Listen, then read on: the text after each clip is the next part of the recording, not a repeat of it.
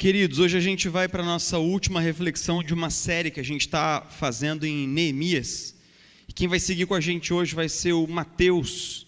A gente vai abrir nossa Bíblia no capítulo 4 do livro de Neemias. Neemias, capítulo 4. Se você tiver com a sua Bíblia impressa aí, ou aquela Bíblia elétrica marota que você tem aí no seu celular, também está valendo.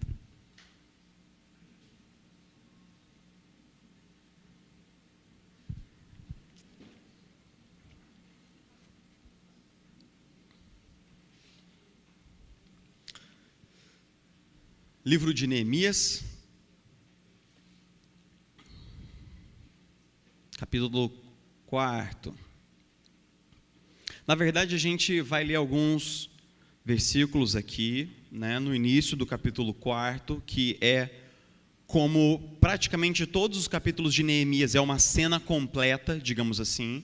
É uma narrativa que dentro da grande narrativa tem um começo, um meio e um fim. E depois a gente vai dar uma passeada por ele ao longo da nossa conversa aqui, tudo bem? Quando Sanbalate soube que estávamos reconstruindo o muro, ficou furioso, ridicularizou os judeus e na presença de seus compatriotas e dos poderosos de Samaria, disse: o que aqueles frágeis judeus estão fazendo? Será que vão restaurar o seu muro? Irão oferecer sacrifícios? Irão terminar a obra num só dia? Será que vão conseguir ressuscitar pedras de construção daqueles montes de entulho e de pedras queimadas? Tobias, o amonita, que estava ao seu lado, completou: pois que construam, basta que uma raposa suba lá para que esse muro de pedras desabe. Senhor, a gente sabe que a vida ela é feita de movimentos em que muitas vezes a gente encontra oposição. A gente sabe bem como isso funciona, Senhor, porque a gente vê isso no trabalho, a gente vê isso na escola, e a gente sabe que a oposição é um elemento natural e até em alguns aspectos desejável da liderança. Mas nós sabemos que como igreja cristã, Senhor, nós temos que aprender a fazer uma oposição justa e santa, conforme os valores do Teu reino e dentro da ética que o Senhor mesmo nos legou na Tua palavra.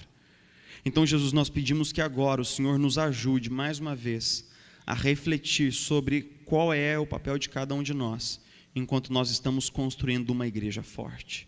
Nós oramos assim em nome de Jesus. Amém. Vou pedir a ajuda do Luiz, que é o nosso diácono que está hoje no templo, para ir distribuindo as pecinhas de Lego que estão ali pertinho dele, ali naquela caixinha. Enquanto o Luiz vai passando as peças, como nos outros dias, segue aí, Mateus, vamos lá. Bom, como a gente conversou ao longo do devocional essa semana, a gente sabe que em uma experiência normal de liderança, a gente sempre vai ter pelo menos 4 posições. Então vamos usar elas. Quando você está liderando no trabalho, na igreja, em casa, em qualquer lugar, em qualquer contexto em que haja um contexto de liderança, sempre há os que seguem. E isso a gente não precisa gastar muito tempo para explicar. É quando aquelas pessoas acreditam na sua visão, se alinham com seus valores e naturalmente seguem. Mas há também os que não seguem. São aqueles que ficam parados assim, esperando para onde a banda toca, tipo assim, não acreditam muito talvez no que está sendo feito, na visão e tal, mas ficam ali, talvez esperando um pouco as coisas se definirem. Mas além dos que seguem e dos que não seguem, tem aqueles que se opõem, mas do jeito certo. São pessoas que chegam assim e falam assim: fulano de tal, eu não concordo muito com isso que está sendo feito. Eu não entendo bem desse jeito, eu acho que tem que ser feito de outro jeito, tem que ser feito de um jeito melhor. Ele tem um ponto de vista diferente, ele é uma oposição, mas ele faz isso do jeito certo e logo você sabe que você tem um opositor ali. Quem já trabalhou em equipe de trabalho, em equipe geralmente é natural que essas coisas aconteçam, né? Surge uma pessoa que não concorda, que questiona, que se opõe, mas faz tudo isso de uma maneira clara, de uma maneira transparente, límpida e está tudo ali, está tudo colocado sobre a mesa. Mas tem também os que fazem o quê? Os que se opõem do jeito errado. Veja bem, o que a gente espera numa igreja não é que não haja oposição ao pastor, ao conselho, à liderança, à proposta de trabalho, porque isso seria absolutamente impossível. É impossível que a gente tenha uma comunidade hoje aqui de 180, 190, 200 pessoas e todo mundo pense exatamente como o conselho pensa, como o pastor pensa. Essa expectativa ela é irreal. Mas nós esperamos que entre nós como cristãos nós possamos articular uma oposição que seja feita da maneira certa e não da maneira errada. O que a gente vai conversar hoje é que nós precisamos como comunidade aprender a fazer oposição do jeito certo. Esse é o tema que a gente vai conversar aqui para a gente amarrar a nossa reflexão, a nossa última reflexão sobre o livro de Neemias e nesse mês que antecede o aniversário da igreja.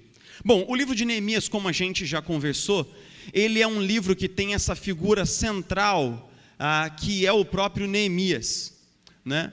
Neemias, que era nada mais nada menos do que um assistente pessoal de um dos maiores reis do seu tempo. E o que acontecia no tempo de Neemias? Acontecia que há 90 anos atrás, uma galera de judeus já tinha voltado para Jerusalém.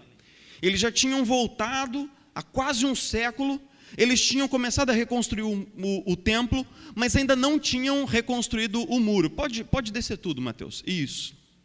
Então a gente está no chamado período pós-exílico, né? Após o exílio da Babilônia, que é um fato histórico muito importante para a identidade judaica, na história dos judeus, e cerca de 90 anos depois do retorno a Jerusalém, que eles tiveram permissão real para voltar para Jerusalém e remontar a cidade ainda vivia em extrema pobreza. A gente, nas outras reflexões anteriores, a gente já fez alusão a por que um muro é tão importante, mas eu vou voltar brevemente a esse ponto.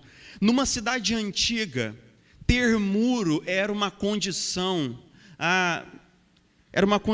que era imprescindível que houvesse um muro, porque as pessoas sempre preferiam morar, criar seus filhos e investir nas cidades que fossem protegidas dos bandos de salteadores que vinham do deserto. Então era uma questão de segurança pública, era uma questão de você resguardar seus investimentos, era uma questão de morar num lugar que te desse uma boa expectativa de vida. E o que tinha acontecido com o muro de Jerusalém? Ele havia sido destruído por Nabucodonosor e ainda estava em ruínas. Ou seja, quando você era um cara que, por exemplo, um jovem casal, vamos morar onde? Em Samaria ou em Jerusalém? Em Samaria, porque Samaria era a capital onde havia um muro e Jerusalém não tinha. Você ia abrir um negócio novo, aonde que a gente vai abrir? Em Samaria ou Jerusalém? Em Samaria, porque em Jerusalém não tem muro, nosso investimento vai ficar sob grande risco lá. Então é exatamente dentro desse contexto que se ergue a oposição a Jerusalém. Segue comigo, Mateus. E a gente então aparecem os primeiros opositores à construção. Dentre esses opositores, volta. Ai, joia, obrigado. Dentre os opositores, que não são só Sambalate e Tobias, nós temos dois nomes destacados no livro de Neemias: Sambalate e Tobias. Por que esses caras estavam tão chateados pelo fato de alguém querer reconstruir a cidade de Jerusalém? Basicamente porque esses dois caras, eles tinham cargos de destaque político e econômico na cidade que era a grande rival de Jerusalém. Que cidade? Samaria.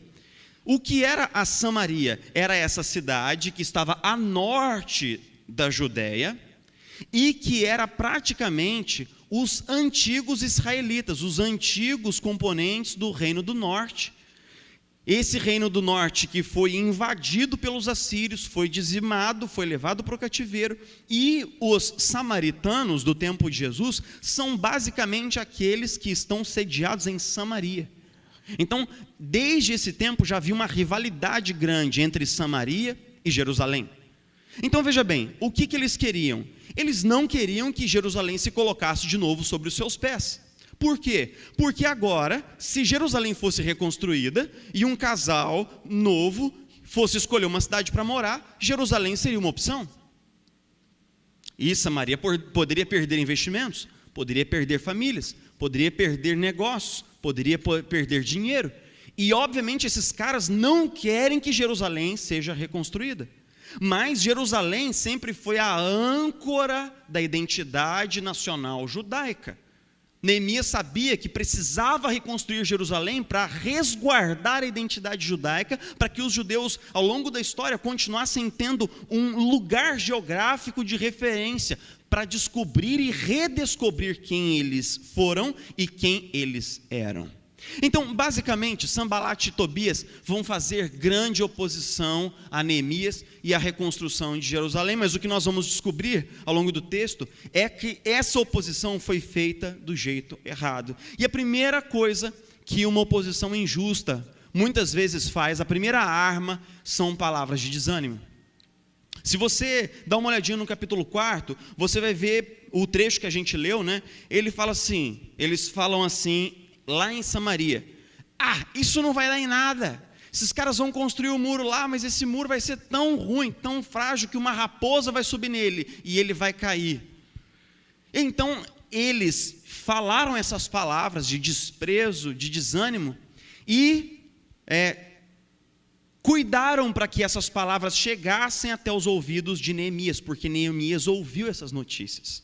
Então veja bem, na escola, no trabalho, na faculdade e na igreja, uma oposição injusta é marcada por palavras de desânimo. Uma oposição injusta, segue comigo, Mateus, ela é marcada por palavras de desânimo, por críticas que são feitas às pessoas, por críticas que são feitas a instituições, no caso a igreja, e por uma postura de criticar sem servir. E muitas vezes isso acontece dentro das empresas que a gente trabalha, isso acontece em diversos contextos. Pessoas que você fala assim, você apresenta um projeto para a equipe e alguém fala assim: mas eu já tentei isso daí e não deu certo. Eu já tentei aprovar isso junto com o chefe, ele nunca gostou, ele nunca aprovou. A gente já fez aqui e deu errado. É tipo, sabe aquelas palavras assim que caem como, você está animado, você está com uma ideia nova, aí você chega para a sua equipe e fala e tal, não sei o quê, e as pessoas dão aquele banhaço de água fria, assim, sabe o que é tomar aquele balde de água gelada na cabeça, assim, que você fala: cara, nossa, estava tão animado, estava tão, assim, visionário com esse negócio aqui. Muitas vezes a oposição, ela toma essa postura muito crítica, né? E eu acredito que isso é muito nosso, é muito humano. A gente mal começa a conviver com uma pessoa, a gente começa a procurar os pés de barro dessa pessoa, não é verdade? A gente mal conhece alguém, a gente começa meio que, onde é que estão os defeitos dessa pessoa? Às vezes a gente tem esse olhar que, né, não consegue ver as virtudes que estão ali, mas a gente coloca em determinado relevo as dificuldades que nós todos temos, né? E que é comum a todos nós, muitas vezes. Mas muitas vezes a oposição injusta, ela usa as palavras para criticar as pessoas, para criticar a igreja, né? Gente, será que a gente precisa chegar do púlpito para dizer que toda a igreja é imperfeita? Será que a gente precisa ir para o púlpito para dizer uma grande novidade, que toda a igreja tem problemas? Os problemas diferem, os tamanhos dos problemas diferem, a gravidade dos problemas diferem, mas que toda a igreja tem problemas? Será que a gente precisa de fato ir para o púlpito para dizer o óbvio? Nossa igreja tem muitos problemas. Graças a Deus, né? Porque quanto mais gente, mais problema. Então isso é um sinal que a gente está crescendo, não é verdade? Mas a grande questão é que muitas vezes a crítica, ela enleva os problemas e ela não vê as bênçãos, por exemplo. Ela não vê tudo o que de bom Deus está fazendo na comunidade. Ela não vê os pontos positivos. A grande questão é que uma coisa que a gente tem muito forte, talvez, na nossa cultura, é esse negócio de cruzar os braços para criticar. As pessoas que não têm disponibilidade para servir, mas têm disponibilidade para criticar quem está servindo, né? Tem uma regra muito fácil e clara para a gente nunca ser criticado dentro da igreja, na faculdade, no trabalho, na escola, na empresa, em qualquer lugar. Não faça nada. Não faça nada. Porque a única pessoa que não é criticada é aquela que não faz nada, né? Teve uma vez, eu fui pregar no aniversário de dedicação do templo da primeira igreja presbiteriana de Itajubá, eu já estava aqui, com vocês. E quem estava lá pregando no dia lá em que o tempo foi dedicado foi o Bob, né? O Roberto Brasileiro, reverendo presidente do Supremo Concílio. E aí o Roberto Brasileiro foi apresentado a ele, que bom conhecer você, reverendo. Aí o Roberto Brasileiro tem uma coisa que sempre quando ele encontra alguém, ele dá uma palavra de ânimo para essa pessoa, ele fala assim, faça alguma coisa, você vai ser criticado, mas faça alguma coisa, porque todo mundo que faz alguma coisa é criticado, mas seja criticado e faça alguma coisa, né? É lógico que a gente queria fazer alguma coisa e não ser criticado, mas isso é absolutamente impossível. Isso é absolutamente impossível. A grande questão é que nós temos que questionar uma cultura onde é permitido criticar sem servir, onde é permitido avaliar sem pôr a mão na massa, onde é permitido dar notas e pontuações para quem não está engajado, para quem não tem a mão no arado. Será que é válido mesmo a gente fazer uma crítica do lado de fora? Né? Alguém algum dia for falar assim, não, porque eu tenho muitas críticas à igreja é hipócrita, a igreja é isso. Eu falei assim, você não tem direito de falar da igreja. Por quê? Porque você não congrega em nenhuma. Sua crítica não tem sentido nenhum, porque você está falando de alguma coisa que você acha, que você pensa. Congrega um ano numa comunidade e depois critica. Porque você não vive, você não sabe, você não está com os pés lá. Eu não aceito uma crítica feita por alguém que está olhando de fora e acha que tem um tom de superioridade moral para falar, porque está do lado de fora. Meus irmãos, a gente tem que criticar, questionar uma cultura que permite a crítica sem o serviço. E como é que a gente lida com essa oposição?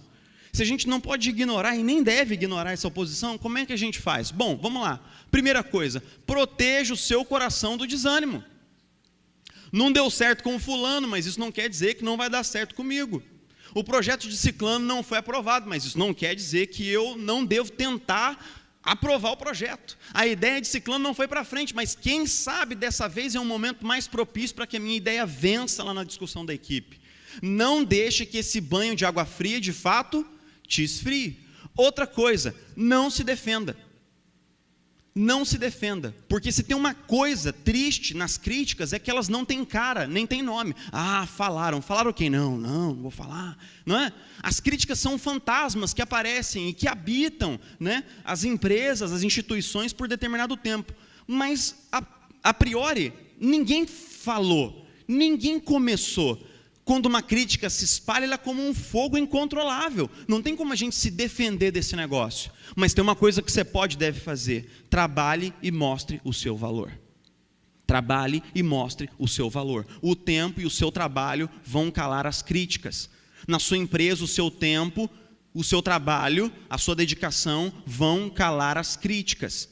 Falaram que você, é preguiçoso. Meu irmão, então trabalhe.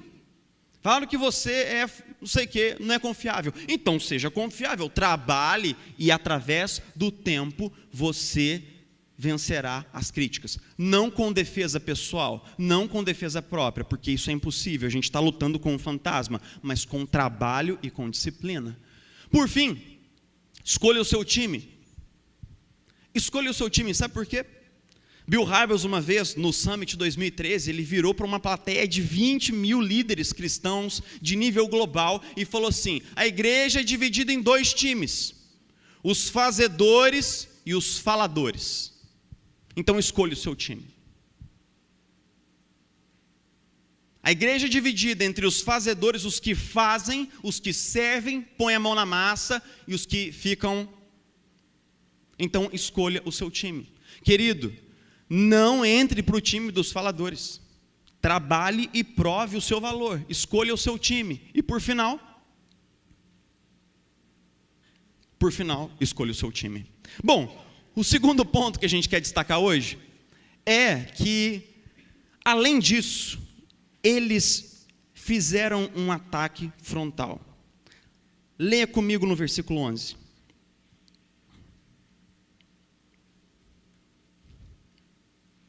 E os nossos inimigos diziam, antes que descubram qualquer coisa ou nos vejam, estaremos bem ali no meio deles, vamos matá-los e acabar com o trabalho deles. Quando Sambalate e Tobias não conseguiram desanimar os construtores com as palavras, o que eles fizeram? Eles organizaram um grande time para ir até a construção e matar ao fio da espada cada um dos trabalhadores. Então, muitas vezes, a oposição, quando ela não consegue fazer com que você pare de avançar no trabalho, na empresa, na faculdade, com as palavras, tentando minar aqui e ali, muitas vezes há um confronto direto, há aquele chamado soco na boca do estômago. E como é que isso acontece, Mateus? Isso acontece de algumas formas. Por exemplo, as armas da calúnia, ou então as armas da sabotagem. Quando você está trabalhando numa equipe, alguém tem um papel importante e isso causa uma sabotagem. A má política, não é? Que quando pessoas fazem com que a influência deles seja usada contra você, confrontos diretos que a gente conhece, né, na nossa cultura, quando a gente é atacado e geralmente existe violência verbal e outros tipos de violência implicadas. Eu sei, cara, que é muito chato, porque a gente gostaria de viver num mundo em que não houvesse oposição, ou o tipo de oposição que gera violência, seja ela verbal, moral, psicológica ou até física. Mas o fato é que se o seu opositor estiver mesmo muito afim, cara, muito afim de derrubar você, de parar você, ele vai começar a usar estratégias mais agressivas para isso. E a violência, com certeza, pode se tornar um caminho para ele. A grande questão é que no meio disso tudo, como é que a gente responde? Bom, primeiro, a gente tem que, antes de se engajar num confronto face a face, a gente tem que orar para que Deus nos dê sabedoria e amor. Por quê, queridos? Porque, vamos lá, Mateus, porque a gente tem que ser munido de um espírito de vigilância tão grande, ou seja, aquele espírito de atenção com o que fala, atenção ao falar em tom de resposta, para que a gente possa ter tempo e desenvolver uma estratégia para contornar esses confrontos. Porque a grande tentação é a gente fazer o quê? Pagar com a mesma moeda. O que as Escrituras dizem? Que a gente não deve pagar mal com mal, mas que a gente deve vencer o mal com o bem. Mas, queridos, para que a gente possa vencer o mal com o bem, a gente precisa de oração e tempo para os ânimos se acalmarem. Olha, eu e minha esposa, a gente tem um lema na nossa família que é o seguinte, cara: é melhor você passar raiva quieto do que se expressar enquanto você está com um nervo assim atiçado. É lógico, cara, que esse é um desafio para todos nós, porque nem todos os dias você dá conta de ficar calado e de contar até 10. É lógico, é óbvio que tem dias que, meu irmão, você não consegue. Mas, meus irmãos, nós sempre seremos senhores do que calamos e seremos escravos do que falamos. Uma vez que a palavra saiu da sua boca, meu irmão, agora você tem que dar contas daquilo ali. E muitas vezes a gente falou num momento assim, bastante impensado, né? Geralmente quando a gente fala na hora do calor da emoção, uma coisinha desse tamanho vira uma coisa enorme, vira uma coisa monstruosamente grande. Então é o seguinte, não se deixe ser envolvido nesse jogo. Não se deixe ser envolvido nesse jogo. Eu fui ofendido, eu ofendo. Falaram calúnias de mim, eu solto calúnia de fulano. Eu fui afrontado, eu afronto também, porque eu nunca levo desaforo para casa. Meus irmãos, nós cristãos somos conhecidos como o povo que leva prejuízo. A gente tem que aprender a levar o prejuízo, a gente tem que aprender a engolir sapo, porque isso está alinhado com o coração do Evangelho. Isso está alinhado com o coração do Evangelho. A gente tem que aprender a engolir sapo, porque foi isso que Jesus fez. Jesus engoliu muitos sapos por mim e por você no caminho da cruz do Calvário. Então a gente pode e deve aprender a engolir sapo, né? Aprenda a fazer um risoto de sapo, né? Estrogonofe de sapo, um sapo fritinho, sapo assado, né? Porque isso está alinhado com o coração da nossa fé. Sobretudo, o terceiro ponto que eu quero destacar, a terceira estratégia, foi o ataque pelas costas. No versículo 12 diz assim: os judeus que moravam perto deles 10 vezes nos preveniram: para onde quer que vocês se virarem, saibam que seremos atacados de todos os lados. E aí então Neemias bolou uma estratégia genial, né? Porque a ideia de Tobias e Sambalate agora era fazer o seguinte: a princípio eles tentaram desanimar com palavras, depois eles tentaram ir para o combate corpo a corpo, mas depois eles bolaram outra estratégia: pegá-los desprevenidos e matá-los pelas costas, numa atitude que não era uma batalha aberta no campo, não é? Tipo assim, ó, eu declaro guerra a você, você declara guerra a mim, a gente vai lá para o campo de batalha e resolve as diferenças. Não, era um ataque pelas costas, era um ataque surpresa, era uma facada pelas costas, que é uma expressão que nós conhecemos bem. Contra essa estratégia, Neemias bolou várias ideias. Primeira coisa, colocou times reunidos e soldados em cada time, e depois deu uma trombeta para cada time, para que caso um time, um núcleo fosse atacado, eles tocassem a trombeta e pedissem socorro para que outros times fossem lá acudi-los. Então veja bem, vamos ver por final como funciona esse negócio aqui. A gente sempre ouve falar de uma figura histórica muito interessante, que é Mahatma Gandhi, Mohandas Gandhi, que mais tarde foi apelidado, digamos assim, de Mahatma Gandhi, a grande alma Gandhi. No dia 30 de janeiro de 1948, Mahatma Gandhi, que era o principal porta-voz da revolução pacífica contra a ocupação britânica na Índia, estava conversando com cerca de 300 pessoas, quando uma pessoa saiu dentre a multidão e disparou alguns tiros em Mahatma Gandhi pelas costas. Essa pessoa era um hindu. E por que ele fez isso? Porque um hindu mataria o hindu mais célebre que a história já viu, Mahatma Gandhi. Porque Mahatma Gandhi, ele tinha um ideal de liberdade religiosa para a Índia, quando a Índia se tornasse livre. Ele desejava que cristãos, muçulmanos e hindus tivessem liberdade de culto dentro da Nova Índia. E isso foi a gota d'água para os hindus mais radicais, e ele foi morto por ter feito um jejum em favor dos muçulmanos na Índia. Um jejum bastante severo que debilitou seu corpo por longos dias. Aquela atitude de Gandhi de servir com o seu jejum aos muçulmanos causou uma onda de ódio contra ele entre os hindus, e ele foi assassinado pelas costas. Queridos, a gente sabe bem que essa expressão fogo amigo é aquela expressão que refere-se a gente tomar o tiro da onde a gente menos espera. Eu tive a oportunidade de conviver com pessoas com tipos muito opositores nesses últimos anos na comunidade, né? Tem um amigo querido lá de Itajubá, o Léo. O Léo, no primeiro dia que ele me conheceu, ele tomou o papel de meu opositor. Mas ele era aquele cara que falava as coisas na minha cara, que me confrontava, e blá, blá, blá. Mas isso é ótimo.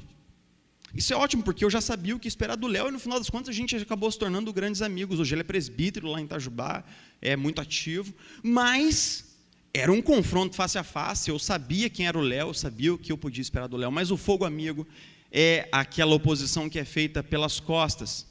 É também, segue aí comigo, Mateus, que gera uma tremenda falta de confiança, muitas vezes, dentro da comunidade, e faz a gente pensar sobre aquele lema, né? Uma casa dividida contra si mesma está condenada à ruína. Quem disse isso, meus irmãos? O próprio Senhor Jesus. O próprio Senhor Jesus diz que quando uma casa se divide contra si mesma, meu irmão, é só um tempo até que ela caia na cabeça de todos os que estão ali.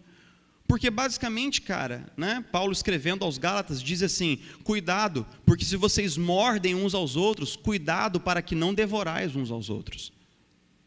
Cuidado para que vocês não se matem uns aos outros dentro da igreja. Meus irmãos, a gente tem que aprender a lidar com esse tipo de oposição de uma maneira muito clara. Vamos lá. Primeira coisa, aprender a fazer oposição justa às pessoas que nos fazem oposição injusta. Deixar as diferenças de lado por algo maior. Meus irmãos, é absolutamente impossível que todo mundo aqui pense igual, que todo mundo concorde comigo. Eu não estou esperando isso. Mas eu estou esperando que a gente possa ter alguma coisa pela qual a gente possa lutar em comum, mesmo aqueles que pensam diferente de mim, mesmo eu que penso diferente de você. Nós estamos lutando pelo quê? Por uma igreja forte. Nós estamos lutando para poder evangelizar o nosso bairro. Nós estamos lutando pela cura dos casais da nossa comunidade. Nós estamos lutando para que os filhos da nossa igreja possam entender e viver o evangelho. Afinal de contas, será que isso não é do interesse de todos nós? Independente das diferenças que possam haver entre nós, não é do interesse de todos nós que estamos aqui? Que a nossa igreja possa ser forte e consolidada? E a gente tem que aprender esse trem difícil, rapaz, chamado submissão espiritual. Querido, pode parecer muito bizarro, mas Deus nos colocou, a mim e ao reverendo Silas, como líderes espirituais dessa comunidade. Nós somos os líderes que Deus colocou aqui. Podia ser melhor? Absolutamente, né, Silas? Com certeza, estamos juntos. Mas podia ser pior. Também estamos juntos, velho. Toca aqui, é isso aí.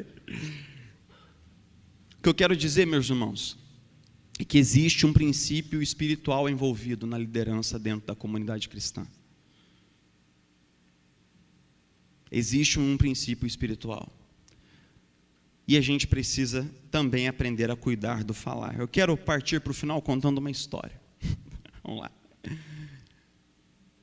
Há 6 anos atrás eu preguei uma série muito semelhante de sermões na primeira igreja presbiteriana de Itajubá. E Itajubá, como era uma igreja grande, né, 500 membros e tal, não sei o que, aquela coisa toda. Na segunda-feira de manhã, um líder muito expressivo da igreja bateu na minha porta. Toque, toque, toque. Aí eu saí lá, fulano de tal estava lá fora. Falei assim, ô fulano, tudo bom? Que coisa dileta, né, vê-lo nessas primeiras horas da manhã, mas já sabia que era encrenca. Ah, coisa boa, né, fulano? Quer entrar? Não, quero entrar não. Sabe o que é, reverendo? Ontem o senhor pregou falando sobre oposição injusta, né? O senhor pregou sobre essas coisas, tal, muito boa, muito necessárias, né? Falei, Mas acontece, um irmão da igreja passou por mim no final e falou assim, que o senhor estava pregando diretamente para mim.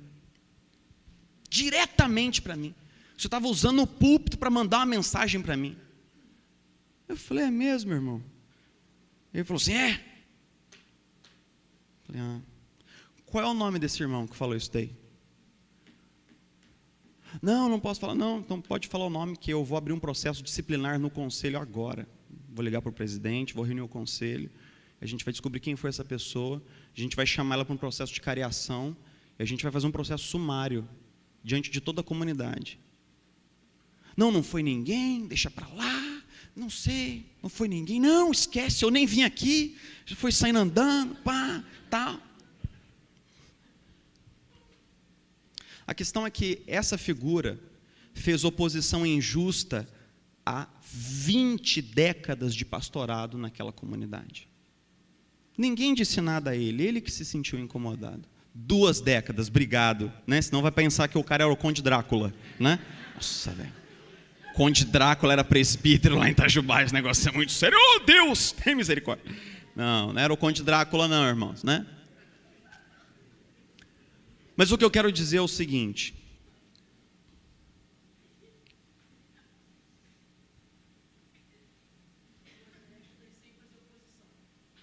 Não, ele foi opositor injusto durante 2 décadas seguidas de presbiterato, né? 4 mandatos completos de 5 anos cada um. E ele estava incomodado com o sermão, mas ao invés dele me procurar para a gente conversar, de novo ele fez o quê? Uma oposição injusta. Meus irmãos, olha,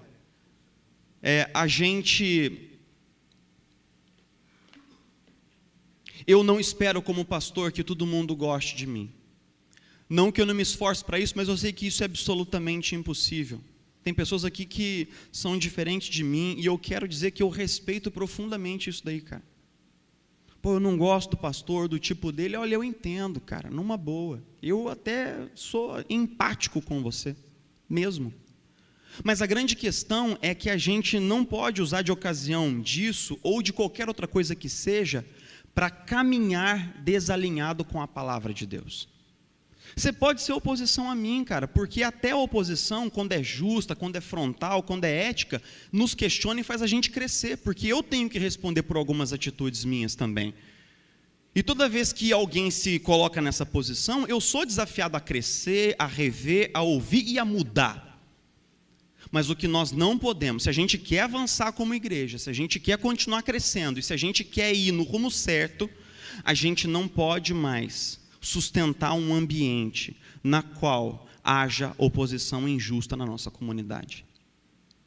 Não pode. Sabe por quê?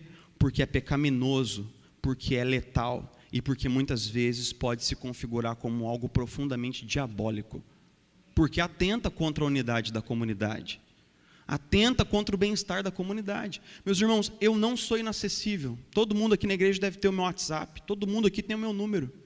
Todo mundo tem o número do reverendo Silas também. Então me liga. Beijo, me liga. Vai no gabinete, vamos tomar um café, vamos conversar. Eu não estou iludido que eu vou ter, nós como conselho vamos ter uma adesão de 100%. Mas eu acredito que a nossa comunidade tem que dar alguns passos para que a gente possa discordar em unidade, possa fazer oposição em unidade, e para que a gente possa manter a unidade da igreja como uma coisa sagrada que deve ser preservada. Para finalizar essa série de sermões, eu quero dizer o seguinte, pode ir para frente, Mateus. A gente está vivendo um profundo momento de transição aqui na nossa comunidade, o conselho sabe disso e tem procurado se posicionar diante disso. Por quê? Porque atualmente nós estamos migrando o nosso tamanho, o nosso porte de uma igreja pequena para uma igreja média. Nós estamos encostando naquela famosa barreira dos 200, que apenas 5% das igrejas de todo o globo vencem. Nesses últimos 5 anos, nós recebemos mais de 90 membros à comunhão aqui na nossa igreja. E nós temos outros tantos para receber antes do final do ano, como membros da nossa igreja. Daqui a pouco, nós vamos passar a barreira dos 200. Mas isso pode ser um momento de oportunidade para a gente crescer e fazer um trabalho mais sólido, mais sério, mais comprometido com o evangelho. Mas pode ser um perigo. Por quê? O perigo de que a gente tenha esse evento de desmoronamento, em que há uma liderança cansada, poucas mãos e muita coisa para fazer. Para encerrar, eu quero dizer o seguinte, nessas últimas 4 ou 5 semanas, muita coisa boa tem acontecido aqui dentro da nossa comunidade. Muita coisa boa, porque nós temos tido pessoas que têm chegado assim, pastor, a Mosa e Débora chegaram em mim e falaram assim, pastor, a gente quer encabeçar um projeto de visitação dos membros e a gente quer candidatar junto com outras pessoas para fazer isso. Eu falei, ótimo. Beto e Cris estão reunindo uma série de pessoas e agora pastor Silas está junto com esse movimento nas sextas-feiras. Essa sexta-feira última nós reunimos quase 20 cristãos orando durante 1h30 aqui pela igreja, pelas famílias da igreja. Irmãos, tempo de oração, tempo de poder, tempo de bênção. Quando uma igreja ora, eu acredito no avivamento. Quando uma igreja ora, eu acredito que as coisas que não foram mudadas até então podem ser mudadas. Quando uma igreja ora, as coisas acontecem.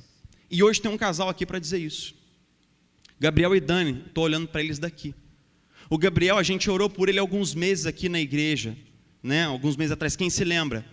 Os pequenos grupos oraram, grande parte da liderança orou pela vida do Gabriel quando ele esteve internado, e agora a gente voltou a orar de novo, e o Gabriel saiu da UTI pela 2ª vez. Está ali, olha para o rosto daquele menino ali atrás do Robson, aquele cara ali é o Gabriel. Meus irmãos, a gente tem que olhar para fora, a gente tem que orar, a gente tem que se posicionar diante de Deus. Se nós que somos a igreja perdemos a esperança, o que será desse mundo? Se nós que somos a igreja de Cristo abaixarmos a cabeça diante do que está acontecendo lá fora, o que será desse mundo? Se nós nos conformarmos ao que está acontecendo lá fora, que esperança de mudança haverá para esse mundo? Mas Deus não nos chamou para isso. Deus não nos chamou para seguir o fluxo do sistema. Deus não nos chamou para ser uma voz apática. Deus nos chamou para ser uma voz profética no deserto. Meu irmão, nós temos que nos levantar. Se você ainda não se levantou, se levante no nome de Jesus. Se você ainda não acordou, acorde no nome de Jesus. Se você ainda não se posicionou, se posicione em nome de Jesus. A gente acha que tem todo o tempo do mundo para acordar, mas eu não sei e você não sabe, porque amanhã pode ser o seu dia, pode ser o meu dia. Pode ser o nosso dia de encontrar com o Senhor. E como a gente vai chegar lá? Eu plantei bastante esse ano, eu colhi, eu vou fazer uma grande reforma no meu celeiro, vou estocar e a minha alma vai descansar nos meus grandes lucros e dividendos. E Jesus diz: louco, louco, essa noite pedirão a sua alma, e para quem será? De que vale ganhar o mundo e perder a própria alma, disse o Senhor Jesus. Meus irmãos, é tempo de posicionamento, é tempo de atitude, é tempo de mudança, é janela de bênção do Senhor para a nossa comunidade. Senhor Jesus, nós queremos estar cada vez mais conscientes, Jesus, do nosso chamado. Nós queremos estar cada vez mais conscientes do que o Senhor nos chamou para ser e para fazer como igreja. E como essa pecinha de Lego que a gente tem aqui na mão, que é um bloquinho tão pequeno e frágil, mas que somado a outros pode ser uma grande construção, um monumento. Senhor Jesus, que esses bloquinhos possam simbolizar agora os nossos dons, possam simbolizar os nossos talentos, possam simbolizar o nosso tempo, a nossa energia, e possam, Senhor Jesus, ser colocados agora aos seus pés, ao seu serviço. Nós desejamos, Senhor, que nós, tão pequenos e frágeis, possamos ser uma pecinha nesse mosaico diferente, distinto, que não é homogêneo, mas que tem unidade, que se chama igreja. Porque nós sabemos, Jesus, que para a gente ser igreja, a gente não precisa pensar todo mundo igual, a gente não precisa ser todo mundo igual, a gente só precisa ter o mesmo Senhor, o mesmo Espírito e o mesmo batismo, e isso o Senhor já nos deu. E isso o Senhor já nos deu, um só Senhor, um só Espírito, um só batismo espiritual. Senhor Jesus, nos levanta, nos edifica, que a gente possa aprender a ser oposição dentro da nossa comunidade. Se o Senhor nos chamou a isso, se a gente está ali para questionar, se a gente está ali, Jesus, para, Senhor, ser aquela voz que questiona os motivos, questiona o que está sendo feito, porque está sendo feito, que a gente possa fazer isso com piedade, Jesus, e com santidade, acima de tudo. Nos ajuda, Senhor. Nós sabemos que um dia haveremos de prestar contas, e por isso pedimos, nos ajuda, Senhor, em nome de Jesus. Amém e amém.